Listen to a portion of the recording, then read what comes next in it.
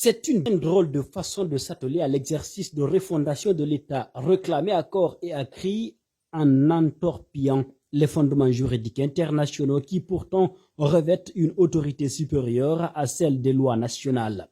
À peine remis du traumatisme de la fraude à la Constitution issue du coup de force constitutionnel de 2020 que nous revoilà plongés dans les abysses d'une interprétation délibérément erronée de la charte de la transition que la junte guinéenne nous a unilatéralement imposée à la suite du coup de force militaire du 5 septembre 2021.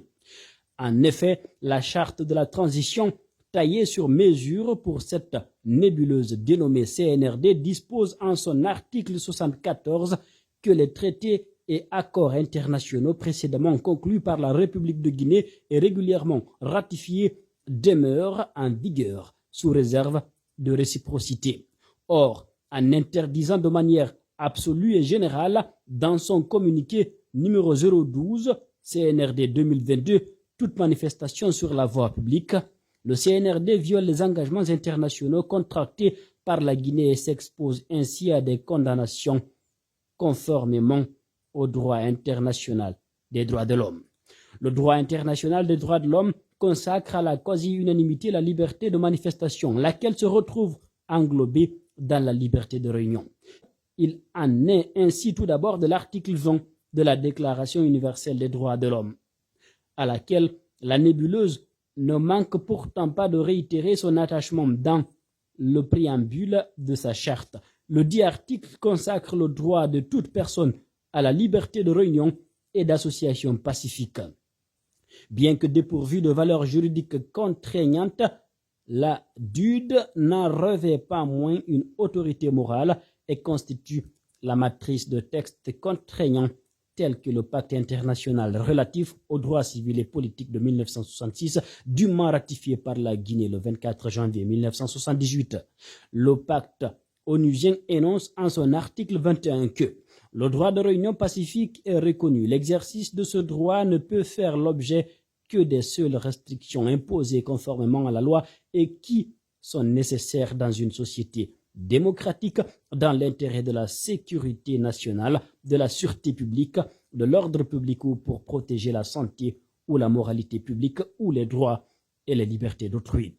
La Charte africaine des droits de l'homme et des peuples dûment ratifiée par la Guinée en 1982 n'est pas en marge de la consécration quasi unanime du droit de manifester un droit international des droits de l'homme, puisqu'elle consacre en son article 11 le droit de toute personne à se réunir librement avec d'autres, tout en mentionnant que ce droit s'exerce sous la seule réserve des restrictions nécessaires édictées par les lois et règlements, notamment dans l'intérêt de la sécurité nationale, de la sûreté d'autrui, de la santé, de la morale ou des droits et libertés des personnes.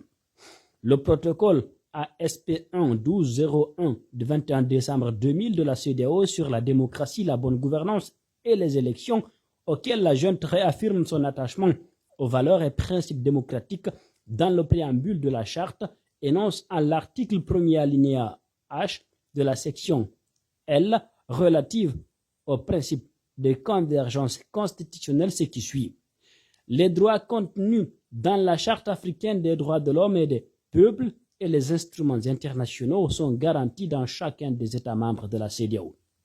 En outre, sied-il de rappeler que la Convention sur l'élimination de toutes les formes de discrimination raciale, dûment ratifiée par la Guinée en 1977, prohibe en son article 5 la discrimination dans l'exercice de la liberté de réunion et d'association pacifique. C'est également le cas de l'article 15 de la Convention internationale relative aux droits de l'enfant qui reconnaît à ce sujet spécifique la jouissance des libertés d'association et de réunion pacifique. La dite convention a quant à elle été ratifiée en 1990 lors de sa 68e session ordinaire qui s'est tenue du 14 avril au 4 mai 2021. La Commission africaine des droits de l'homme et des peuples interpellait notre pays en ces termes. En Guinée, toute initiative de manifestation publique a été réprimée et les organisateurs arrêtés. Les législations restrictives des libertés fondamentales, telles que la loi de 2019 sur la prévention et la répression du terrorisme et le code pénal révisé de 2016, sont utilisées contre les opposants politiques et les défenseurs des droits humains.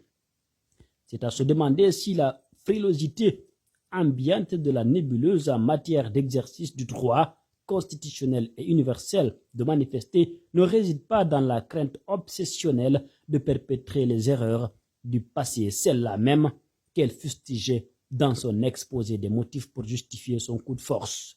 Le plus jamais ça, scandé de manière larmoyante, n'était-il qu'une formule incantatoire psalmodiée sans grande conviction.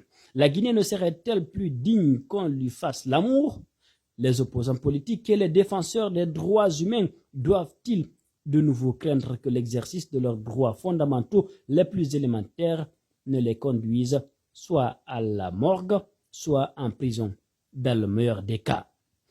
Hegel a raison lorsqu'il disait que de l'histoire nous apprenons que nous n'en apprenons rien. Gageons que la nébuleuse médite longuement sur la profondeur de cette citation. Signé Nadia Naman Bari, UFDG.